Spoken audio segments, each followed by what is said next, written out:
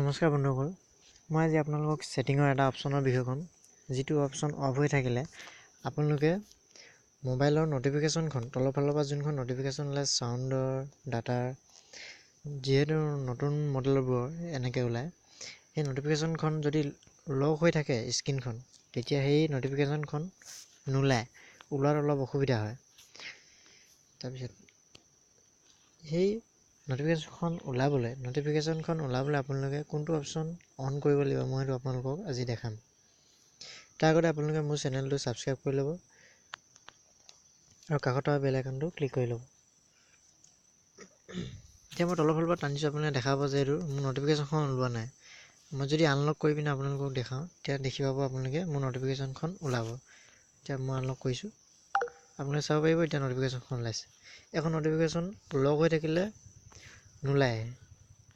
কি কাৰণে নোলায় সেইটো মই দেখাই আছোঁ আপোনালোকে প্ৰথম ছেটিং যাব লাগিব।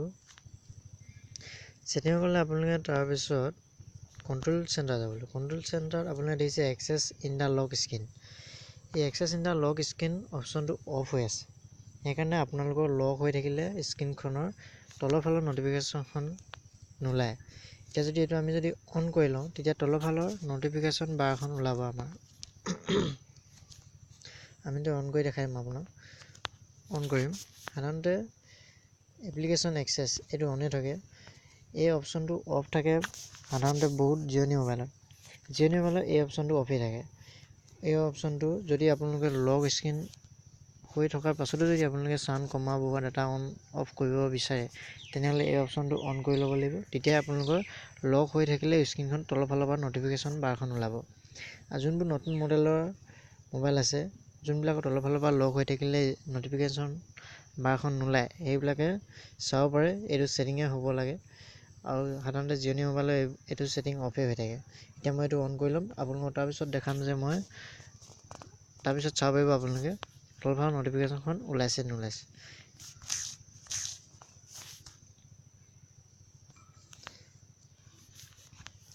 মই মোবাইলটো লক কৰি ল'লোঁ, দেখা পাব আপোনালোকে এনেকৈ কৰিলে এইটো লক হৈ আছে। ওপৰফালৰ ন'টিফিকেশ্যনখন বাৰু আহিবই, তলৰ ফালৰ ন'টিফিকেশ্যনখন এতিয়া মোৰ ওলাইছে।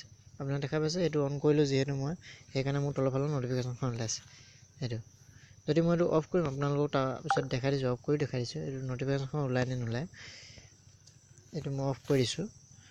অফ কৰি দিয়াৰ পিছত আপোনালোকে চাব পাৰে, মই দেখাই দিছোঁ ন'টিফিকেশ্যনখন আপোনালোকে চাব পাৰে এতিয়া ওপৰখন আহিছে, তলৰ ফালৰ ন'টিফিকেশ্যনখন নোলাব। মই পূৰা টানি আছোঁ, নাই ওলোৱা। যদি আমি অন কৰি আনলক কৰি টানো তেতিয়া ওলায়। মই এইটোৱে আপোনালোকক জনাব বিচাৰিছিলোঁ। এইটো বিশেষকৈ জিঅ'নি মোবাইলত বহুতৰ মোবাইলত হৈ থাকে। জিঅ'নি মোবাইলটোত সাধাৰণতে এইটো হৈয়ে থাকে। যোনবিলাক নতুন মোবাইলৰ যদি এনেকৈ নতুন মডেল মোবাইলৰ যদি এই তলৰ ফালৰ ন'টিফিকেশ্যন বাৰখন বা ওপৰফালৰ ন'টিফিকেশ্যন বাৰখন নোলায়, তেন্তে এইটো ছেটিং অন কৰি ল'ব পাৰে। আজি ভিডিঅ'টো ইমানেই আছিল। ভাল লাগিলে ছাবস্ক্ৰাইব কৰি ল'ব। নতুন নতুন ভিডিঅ' আপলোড দিলে আপোনালোকে ততালিকে চাব পৰাকৈ। আৰু ভাল লাগিলে লগৰ মানুহবোৰলৈ শ্বেয়াৰ কৰিব আৰু মোৰ চেনেলটো ছাবস্ক্ৰাইব কৰি ল'ব। ধন্যবাদ।